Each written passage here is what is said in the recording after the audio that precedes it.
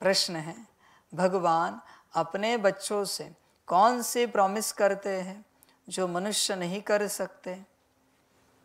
उत्तर है, भगवान प्रॉमिस करते, बच्चे मैं तुमको अपने घर ज़रूर ले जाऊंगा, तुम श्रीमत पर चलकर पावन बनेंगे तो मुक्ति और जीवन मुक्ति में जाएंगे, नहीं तो मुक्ति में हर एक को जाना ही है।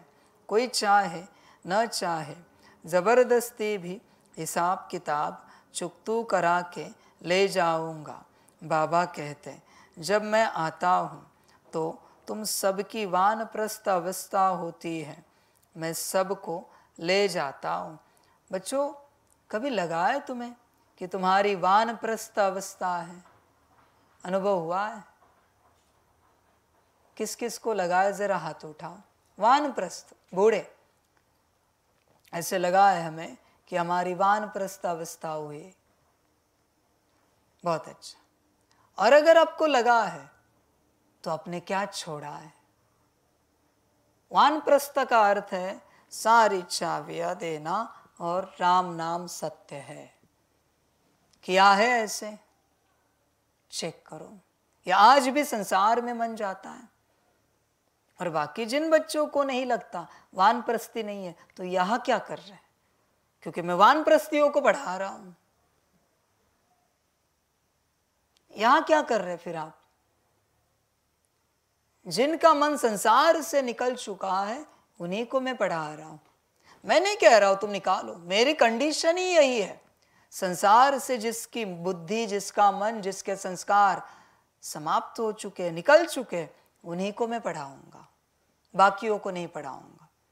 बाकियों को पढ़ाने के लिए मैं नहीं बैठा हूं यहां पर। समझ है बच्चों? और अगर वानप्रस्थी हो तो जो बच्चे वानप्रस्थी है उन्होंने क्या त्यागा है? विचार करो, क्या छोड़ा है? और तैयार कितने घर जाने के लिए? वानप्रस्थी हो ना, तो जैसे बाबा लेके जाए हम तैयार हैं। कहां तक ये अवस्था बनी? कहेंगे हाँ जी बाबा बनी अवस्था। बनी है अवस्था तो तुम योग से उठोगे नहीं, मुझसे चतुराई नहीं कर सकते। खाते पीते एक ही, बस जिसके घर जाना है, जिसके पास जाना है वही याद रहेगा। उठते बैठते जागते सोते उसी की याद, ये वानप्रस्थी का लक्षण है। कहाँ है लक्षण? या तुम्हें कुछ दिखता है? संसार, संसार की बातें। बच्चे चेक कर, समझ के बात है बच्चे। चिंतन करो अपने से। घर जाना है तो वानप्रस्थी बनना ही पड़ेगा। तुम तन को मत देखो। तन तो बच्चा हो सकता है, जवान हो सकता है, बूढ़ा हो सकता है, पर आत्मा तो बूढ़ी हो चुकी है। वानप्रस्थ अवस्था में आत्मा, ड्रामा पूरा हो चुका है, घर जाने का समय आ चुका है बच्चे। आत्मा एकदम बूढ़ी है, तुझे कल्पना भी नहीं है कि आत्मा बूढ़ी है। समझ है बच्चे? होश में आ। और जब तक तुझे नहीं लगता कि तू वानप्रस्थी है, और सिर्फ लगने की बात नहीं, और जब तक तू सब त्यागता नहीं है, तब तक तू अध्यात्म को नहीं समझ पाएगा, आत्मा परमात्मा को नहीं समझ पाएगा।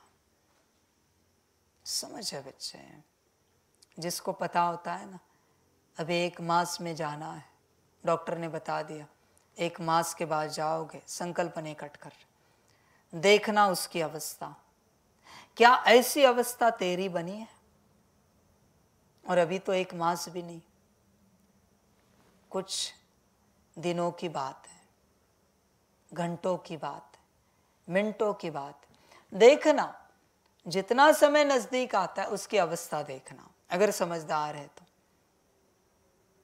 सबसे मुंह हटाता है, तेरा हटा है, चेक कर। और लास्ट मोमेंट में राम नाम करता रहता है, आंखें बंद ही कर देता है सारे परिवार के लिए, सारे वस्तुओं के लिए, सारे पदार्थों के लिए। आखिरी घंटे में आंखें ही बंद करता है, बैठ जाता है राम राम राम करके, ईश्वर ईश्वर अल्लाह अल्लाह भगवान भगवान करते बैठ ही जाता है। तू बैठा है ऐसे इस घड़ी, अजपा जाप चल रहा है तेरा, या अभी भी कुछ बाकी है जीने का, कुछ आश है तुझे? अगर है तो तू वानप्रस्थी नहीं है। वानप्रस्थी माना पूर्ण वैरागी है। ऐसी अवस्था बच्चे, पूर्ण वैरागी, कोई मोह नहीं है किसी बात को लेकर, समझ है बच्चों, कुछ भी नहीं, बस मेरा बाबा। अभी मैं भी नहीं बचा, बस मेरा बाबा बचा। ये है अवस्था बच्चे, है ऐसी अवस्था। चेक कर अपने आप को, विचार कर। और जब तक तू इस अवस्था में नहीं आता, इस वैराग्य में नहीं आता, तपस्या घटित नहीं होगी बच्चे। तपस्या सिर्फ वैराग्य में घटित होती है। और तपस्या सिर्फ ये साधना नहीं, हर बात तपस्या है बच्चे, हर बात। ध्यान से चेक कर। तुझे जब नींद से वैराग्य आ जाता है तब तू जग जाता है। ध्यान में रखना, तू जगा है, बैठा है, प्रकृति देख रहा है, सुबह का सनराइज देख रहा है। जब तुझे उससे वैराग्य आता है तो नहाने चला जाता है। नहाने से वैराग्य आता है तो नहा धोकर कपड़े पहनकर चाय नाश्ता करने चला जाता है। चाय नाश्ता करते करते पेट भर जाता है, वैराग्य आता है, अपने निजी कर्मों में चला जाता है, सेवाओं में आता है। हर घड़ी वैराग्य उपस्थित है, वैराग्य छूट नहीं सकता। रात को जब 10, 11, 12 बज जाते हैं, तुझे संसार से वैराग्य आता है तो सोने चला जाता है। ध्यान में रखना बच्चे। और सोते समय जब तुझे होश रहता है और नींद में जब तुझे वैराग्य आता है, अमृत वेले उठकर तू मुझे निराकार को याद करता है। वैराग्य है तेरे जीवन में, इस बात को लेकर चेक कर। वैराग्य है ही है और चाहिए ही चाहिए। वैराग्य के बिना जीवन नहीं है। वैराग्य ही तपस्या को घटित कराता है। समझ है बच्चे? वैराग्य नहीं है तो तपस्या नहीं हो सकती। वैराग्य और तपस्या, इसके बीच में त्याग है।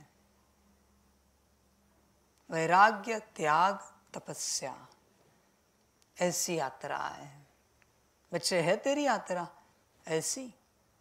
चेक कर, देख। पहले मोमेंट का तुझे वैराग्य आया तब तूने उसे त्याग दिया, और फिर दूसरे मोमेंट में तपस्या शुरू होगी, दूसरा कर्म। समझ है बच्चे? बच्चे होश में आ, पूरा पूरा। संसार से तुझे वैराग्य आया है क्या? वैराग्य ही मुक्ति को उपलब्ध हो जाएगा। बाकी भोगी कैसे हो पाएगा? भोगी तो अध्यात्म में आकर भी भोग ढूंढेगा हर प्रकार के। समझ है बच्चे? योग में नहीं बैठेगा, भोग ढूंढेगा। समझ की बात है बच्चे? चिंतन कर।